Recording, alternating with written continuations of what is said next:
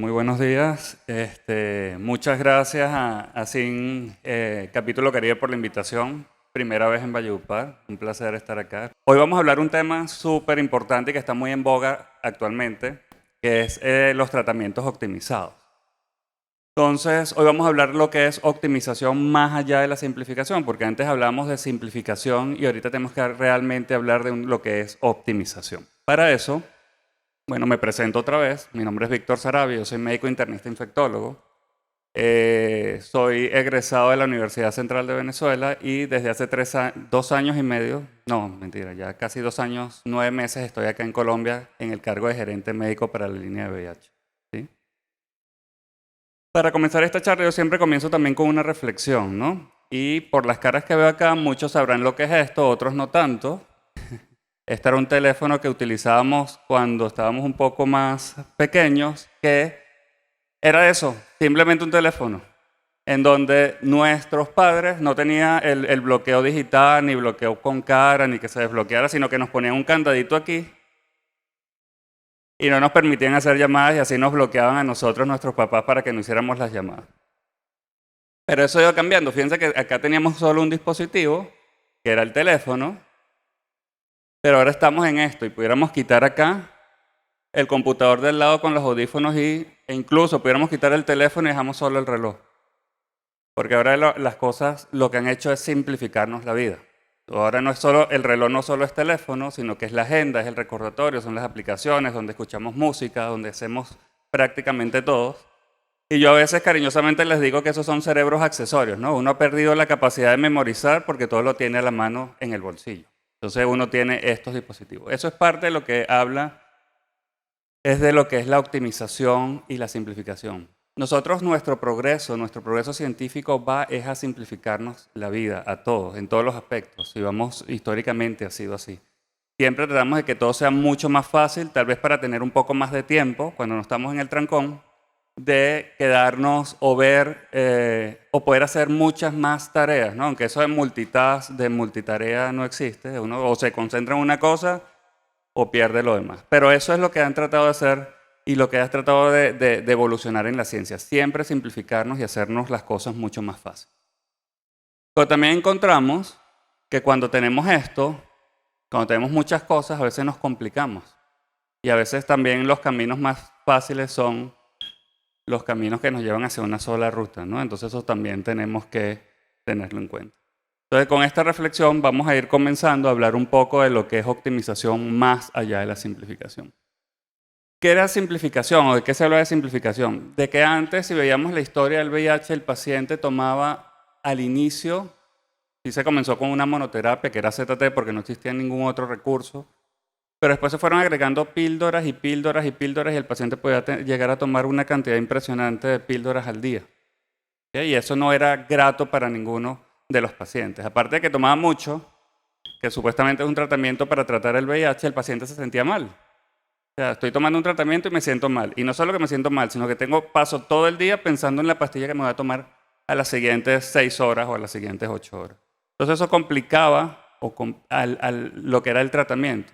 Y yo siempre pongo aquí la analogía, imagínense nosotros cuando nos mandan un esquema de tratamiento por una sinusitis, que nos colocan amoxicilina o amoxicilina clavulanato, nos los ponen o 2 veces al día o 3 veces al día. Al tercer día ya no queremos tomar más nada.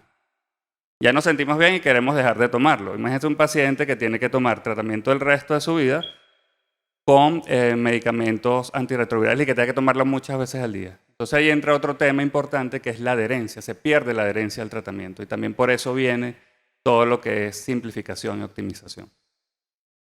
Entonces, hablamos de simplificación en píldoras al día, en tomas al día y el número de drogas por día. Eso también ha venido simplificándose. Vamos a ver ahorita un poco más adelante en lo que vemos la historia de los antirretrovirales, como es esta gráfica que está acá, cómo se ha venido desarrollando desde que inició la epidemia. Fíjense que la primera droga, como les dije, fue la ZT. Esta fue una primera época donde teníamos medicamentos que tal vez no eran muy efectivos, porque realmente no se lograba mayor beneficio al paciente. Y aparte que no eran muy efectivos, eran muy tóxicos. ¿Sí? El paciente se sentía mal, no sentía ninguna mejoría. Imagínense ustedes tomándose una medicina para tratar algo y que no les caiga bien. Entonces esta época no fue la mejor de los antirretrovirales. Luego vino la época de la terapia antirretroviral de alta eficacia, donde aparecieron otros grupos de antirretrovirales, como fueron los análogos no nucleosídicos, aparecieron los inhibidores de proteasa, que para mí hicieron un cambio radical en lo que fue la historia del VIH. E hicieron un cambio radical, ¿por qué? Porque allí se logró por primera vez al paciente mantenerlo suprimido virológicamente, ¿sí? Eran medicamentos que pasaron a ser mucho más efectivos, pero seguían teniendo un check ahí que todavía no terminaba de comprender. Eran tóxicos y a veces tenían muchas tomas todavía al día, o tenían algunas restricciones. No sé, muchos de acá a lo mejor no lo recuerdan, pero cuando estaban los inhibidores de integrasa, de proteasa, el ritonavir había que refrigerarlo, por ejemplo. Entonces, habían que preguntarle al paciente, y aquí caigo en otra cosa que siempre nosotros como que lo asumimos y no es realmente, no tenemos que tener asunciones con los pacientes, es que asumimos que todo el mundo tiene un refrigerador o una nevera en su casa. Y eso a veces lo damos por hecho como que sí. Y resulta que a veces hay muchas personas que no tienen eso. Y eso era como un criterio de selección para que el paciente pudiese tomar ese tratamiento. Y así veíamos, entonces le complicábamos. O era que tenía que tener el refrigerador, o teníamos que ver cómo eran las condiciones en las que trabajaba el paciente, porque había medicamentos también que podían causar somnolencia, mareo. Entonces son muchas de las cosas que complicaban tal vez, no solo era la selección del medicamento, sino que la selección del paciente. Entonces veíamos que era el paciente el que se tenía que adaptar al tratamiento, y no el tratamiento adaptarse al paciente. Luego vino una época en la que estamos ahorita, donde aparecieron otros medicamentos mucho más seguros. Allí aparecieron los inhibidores de integrasa. El primero en aparecer fue raltegravir. Demostró que era bastante seguro, era muy eficaz y los pacientes se sentían mejor. Se disminuyeron las tomas al día. Y también en esta época aparecieron los que son los regímenes de una sola tableta, en donde se pudieron combinar esas drogas en una sola tableta y que el paciente pudiese tomarlo.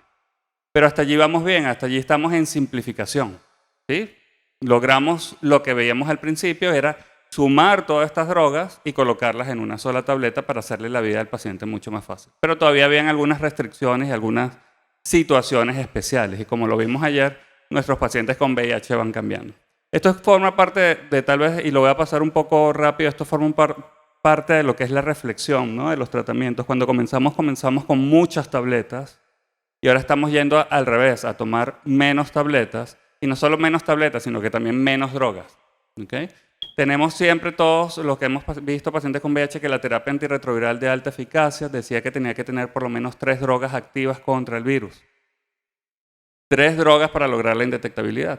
Pero como vamos a ver ya más adelante, estamos ya cambiando en una época en donde ya no son necesarias 3 drogas, sino que con 2 drogas podemos hacerlo.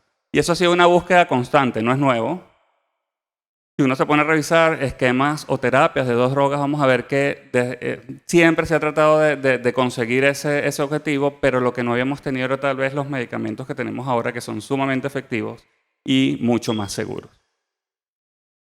¿Qué vamos a tener en el futuro? Que esto también lo vamos a hablar un poco más adelante. A veces pensamos que el VIH solo se queda en píldoras. No, ahorita vienen muchas cosas interesantes en VIH. Vienen inyectables, vienen implantes, vienen dispositivos de liberación prolongada que le van a hacer la vida, como comencé, mucho más fácil al paciente. ¿Cuáles son las causas de cambiar a los pacientes de tratamiento? Y eso va de la mano de lo que hablamos de adherencia. La principal causa de cambio de pacientes de tratamiento es la toxicidad. La toxicidad es lo que el paciente nos dice, que doctor, me da dolor de cabeza, doctor, me da insomnio, doctor, se me acumuló la grasa de un lado más que de otro. Todas esas toxicidades eran lo que hacían, o la intolerancia, o me pongo amarillo, como comentaban ayer, por ejemplo, con el caso de algunos medicamentos. Todos esos cambios son los que nos hacen, o todos esos efectos adversos son los que nos hacen hacerle cambio al paciente. Muy pocos son las fallas, y muy poco, todavía no lo tenemos ahora instaurado, es la simplificación, ¿sí? Porque un paciente puede estar con un tratamiento, pero también tenemos que pensar, como les digo, en otros factores. Nuestros pacientes, como lo vimos ayer en la conferencia del doctor Tapia, están envejeciendo. Cada vez tenemos mayores, personas viviendo con VIH mayores de 50 años, ¿sí? Y con la edad no solo viene la experiencia, sino que vienen otras cosas. Viene la diabetes, viene la hipertensión, viene otros problemas metabólicos que van a requerir que tomen otras medicinas. Entonces, tal vez las medicinas que comenzamos al inicio no sean las más eficaces ahora que está tomando otras drogas. Y eso también habla de cuando hacemos simplificación para variar y disminuir tal vez las interacciones medicamentosas que pueda tener el paciente. Fíjense aquí, ¿por qué cambian de régimen en el mundo ideal? Siguen siendo por toxicidad. Este es otro estudio donde lo podemos ver acá, interacciones farmacológicas y simplificación, que era lo que les decía, que es muy poquito. Nosotros no pensamos en cambiar al paciente por los posibles efectos potenciales que tenga futuro.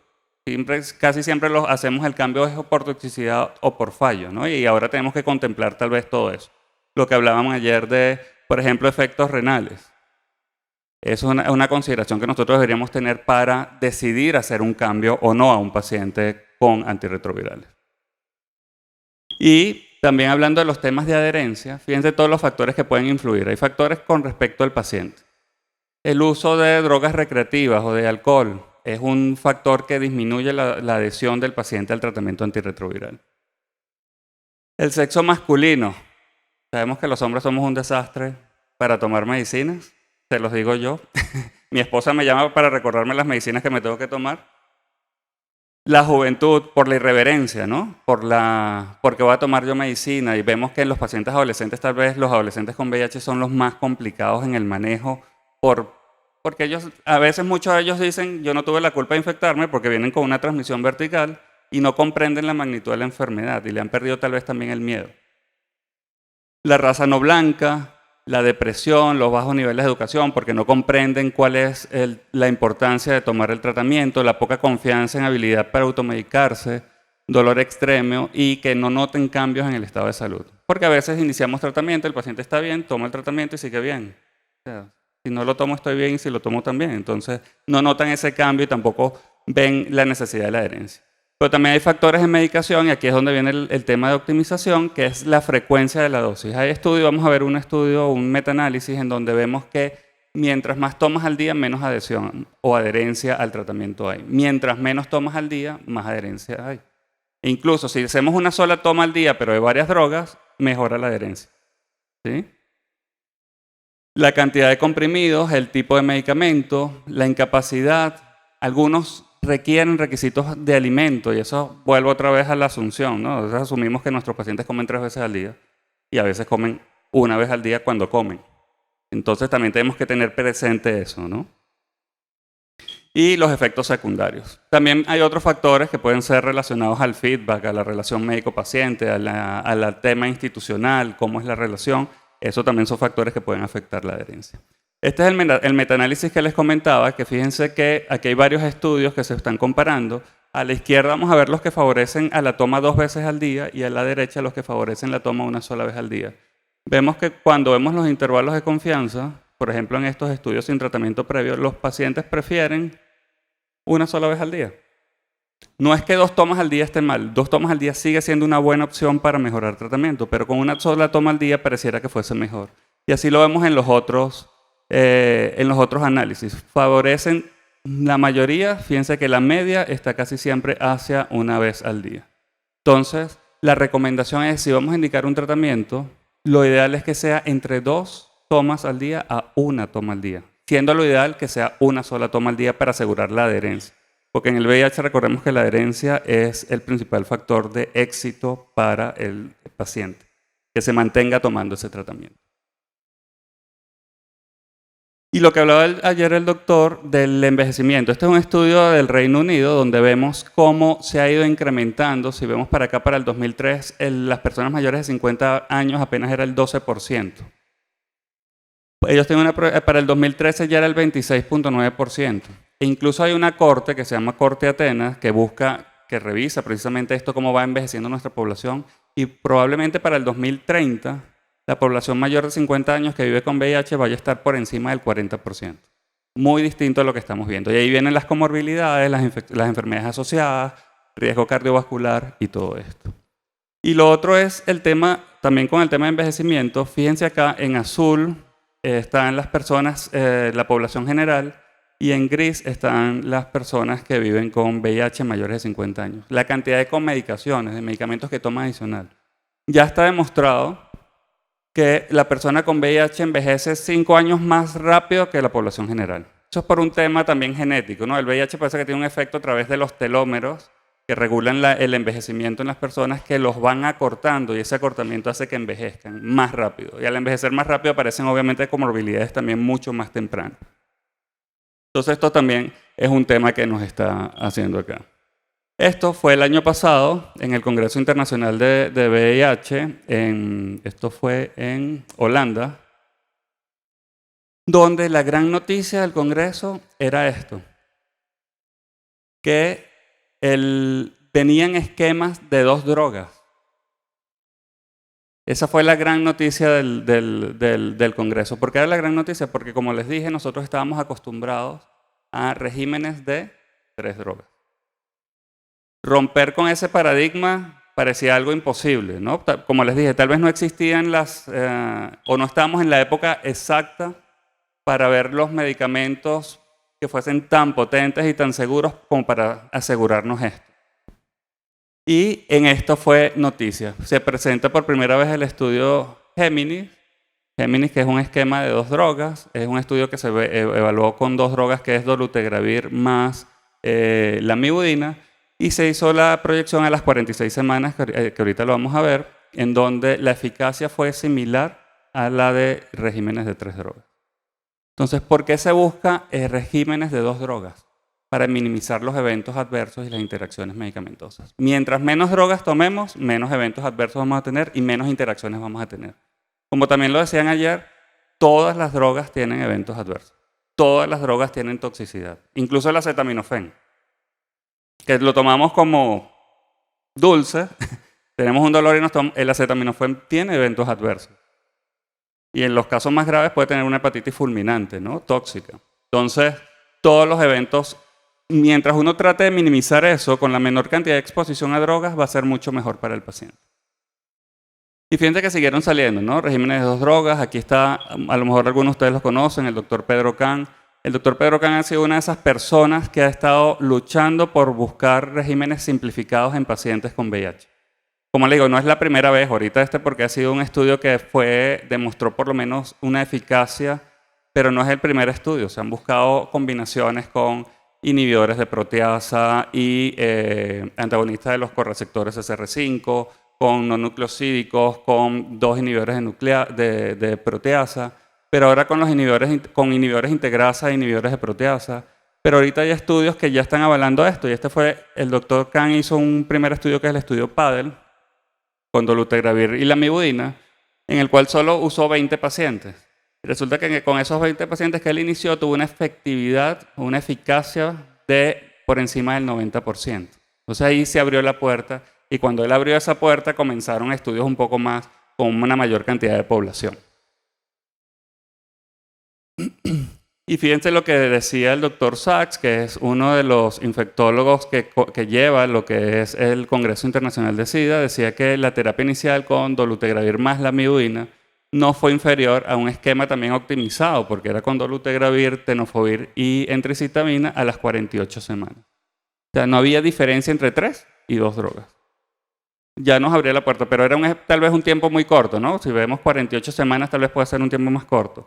Ya este año se presentaba el estudio a las 96 semanas y fue exactamente igual el resultado. No hubo mayor variación.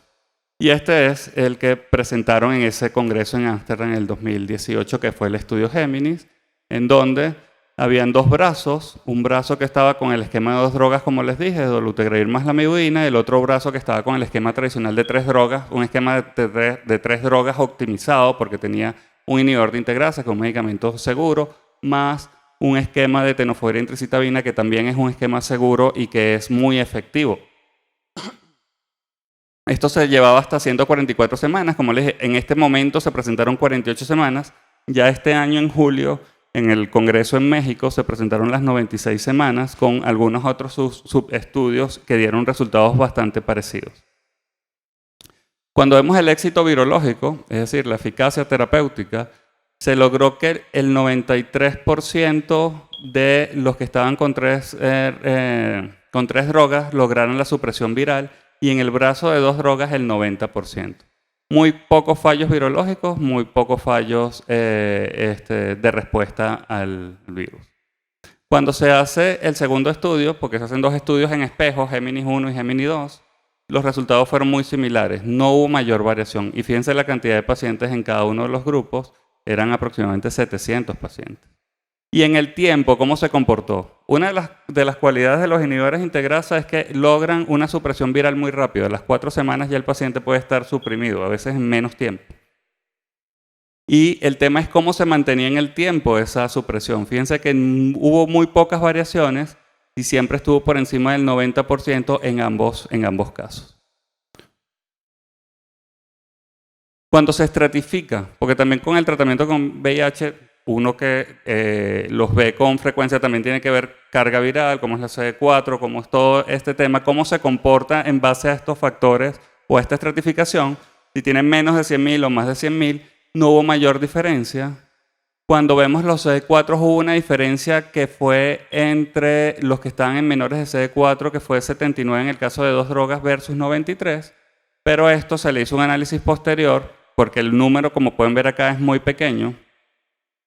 Se hizo un análisis posterior en donde se buscó cuáles fueron las causas de no éxito en esos pacientes y aquí vemos que en el caso de dolutegravir más lamivudina, uno se retiró, 3 tuvieron más de 50 de carga viral, que luego 2 de esos 3 resuprimieron, 2 descontinuaron debido a eventos adversos durante la terapia, uno tuvo tuberculosis, otro tuvo enfermedad de Chagas, 2 violaron el protocolo, 1 perdió el seguimiento, 1 declinó el consentimiento, otro declinó iniciar tratamiento para hepatitis C porque tuvo una confección y 1 cambió de terapia antirretroviral porque fue privado de libertad. O sea, fueron muchos factores, pero eso igual tiene que evaluarse. Cuando hicieron ese análisis y quitaron esos factores que no fueron relacionados realmente a la droga, se emparejaron los 2 porcentajes acá, que es con este análisis que hubo aquí. En cuanto al otro tema, de las tasas de descontinuación debido a eventos adversos, fíjense que no hubo ninguna, ni hubo mutaciones de resistencia en ninguno de los casos, que eso hablaba de la potencia de los medicamentos que se estaban utilizando. La barrera genética alta, la barrera genética es la capacidad de que el virus no produzca mutaciones cuando estás en presencia del tratamiento. Al no producir mutaciones, el medicamento es efectivo por mucho más tiempo y eso ofrece ventajas. Fíjense que a las 48 semanas no hubo mutaciones de resistencia, eso ofrece ventaja de que puede ser un medicamento duradero en el tiempo. Y los eventos adversos, siempre los gastrointestinales son los mayores. Dolor de cabeza, nasofaringitis, náuseas, insomnio, fueron eventos adversos leves y de los eventos adversos que hayan provocado alguna descontinuación, ninguno, muy pocos. En el tema de optimización también se busca esto, disminuir las comorbilidades o las posibles interacciones, porque recordemos que todos los medicamentos aparte, ahí nos podemos ir a otro concepto que es el daño colateral. O sea, nosotros no damos solo un medicamento que tiene un target específico, sino que ellos también pueden tener efectos en otros órganos o en otros sistemas, ¿sí? Porque no solo están diseñados para eso. Entonces hay medicamentos que pueden tener alteraciones renales o alteraciones hepáticas o esto. En el caso o alteraciones en los lípidos. Fíjense aquí, en el caso de alteraciones a nivel renal, los esquemas de 2 drogas sin tenofovir disoproxil, aquí valga acotar que el tenofovir disoproxil tiene eventos adversos renales, puede causar elevación de la creatinina, insuficiencia renal, disminución de la reabsorción ósea. Cuando lo quitamos, mejoran mucho de esos parámetros. Claro, estamos quitando un factor, que es lo que le digo. Si quitamos una droga que puede hacer potencialmente o causar un daño potencial, eso va a ir mejorando. Igual los marcadores urinarios, fíjense cómo mejoraron al quitar. Aquí estaba con tenofovir, aquí sin tenofovir, todo mejoró. Lo que es la creatinina, la proteína unidora retinol, la beta-2 microglobulina, todo mejoró. Claro, estamos quitando un factor de allí. E igual en lo que es la reabsorción ósea, los marcadores de reabsorción ósea también mejoraron al quitar el tenofovir de la combinación. Pero era porque es un medicamento que tiene como un evento adverso esto principalmente. Luego hubo otro estudio también de 2 drogas. El primero, el Gemini, era para pacientes que estaban iniciando tratamiento. Y este segundo, que es el estudio SORT, es también una combinación de 2 drogas que es dolutegravir más rilpivirina, pero este estaba pensado en pacientes que tuviesen estables y se iba a cambiar el tratamiento. ¿Sí? Era como una terapia de optimización. Quitarle las drogas que pudieran ser potenciales y cambiarle a esto. Pacientes estables. Y también los resultados no fueron distintos. Fíjense acá que la respuesta fue del 95 comparado con los de otros regímenes. Mutaciones de resistencias muy pocas afectaron. Aquí vemos las mutaciones que aparecieron y aquí cómo altera, si altera significativamente las drogas que estaban marcándose. Por ejemplo, dolutegravir en la mayoría de sus casos no estaba alterada y rilpivirina con una alteración media que pudiese ser potencialmente utilizable. O sea que no tampoco había problemas en cuanto a la eficacia. E igual acá se buscaron los mismos marcadores, si había disminución de la reabsorción ósea, disminución de las alteraciones de creatinina, obviamente también hubo mejoría. Aquí en los esquemas con tenofovir, fíjense cómo había disminución aumento de la creatinina y cuando quitamos tenofovir se mejoraba la función renal de estos pacientes. Entonces este estudio también demostró que en pacientes que estaban estables, es decir, yo tengo mi paciente con tratamiento, está bien, con suprimido, pero yo quiero hacer un cambio porque puede tener interacciones medicamentosas, porque tiene riesgo cardiovascular, es una opción también cambiarle un régimen de dos drogas porque mantiene la eficacia terapéutica. No me voy a preocupar de que no vaya a seguir con la eficacia terapéutica. Y eso fue también noticia allí. Este también es un estudio del doctor Blanco, que también estaba trabajando en eso de dos drogas, también con dolutegravir, porque era en ese momento el inhibidor de integrasa con barrera genética más alta que ofrecía. Y este estudio lo que hizo fue un estudio control con el régimen que venía tomando, con esquema de dos drogas y con monoterapia. Para conclusión de este estudio, la monoterapia con dolutegravir no sirve. Y hasta ahora monoterapia con una sola droga no es recomendada. ¿Sí? Podemos hablar de terapia de dos drogas, pero monoterapia no debemos hacerlo porque eso puede causarle daños al paciente. Y luego venimos a lo que va a ser el futuro. El futuro son inyectables. Esta fue la molécula que se llama cabotegravir, que es un inhibidor de integrasa, también de segunda generación, que tiene la posibilidad de hacer modificaciones moleculares que permiten que sea inyectado y que permanezca por larga acción en el sistema. ¿Cuánto es larga acción? El estudio que lo avala hasta ahorita, que es el Atlas, nos dice el primer resultado que puede ser un mes. Imagínense un paciente se inyecta mensualmente su antirretroviral y el resto se olvida. Le estamos también simplificando su forma de vivir, ¿no? El olvidarse tal vez de tomar las pastillas. Hay otro que va ongoing, otro estudio, que es el Atlas 2M, que nos va a decir que puede ser que se utilice cada 2 meses, inyectarse cada 2 meses.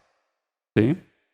Y eso es importante. La combinación de este antirretroviral también es un régimen de 2 drogas, porque va a venir combinado probablemente con rilpivirina. La rilpivirina también permite hacer esa modificación para que sea de larga acción y dure también el mismo tiempo que el cabotegravir, de 1 mes a 2 meses. Y eso va a ser muy promisorio para los pacientes. Aquí están los estudios, cómo van las fases. Ya el LATE se hizo. Como les digo, vamos en estos dos, en FLAIR y Atlas. El Atlas 2M, que es el que estamos esperando resultados para ver si es posible que esta combinación pueda ser cada 2 meses, va a ser muy interesante.